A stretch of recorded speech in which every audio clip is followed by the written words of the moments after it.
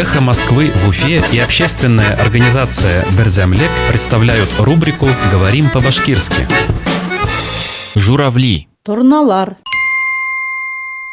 Танцующие журавли. Бейусе торналар. Танцующие журавли. Бейусе торналар.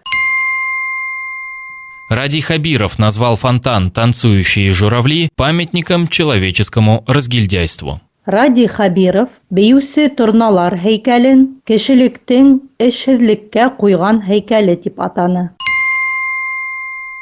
Ради Хабиров назвал фонтан «Танцующие журавли» памятником человеческому разгильдяйству. Ради Хабиров Бейусе торналар һәйкәлен кешелектең эшһезлеккә куйган һәйкәле дип атаны.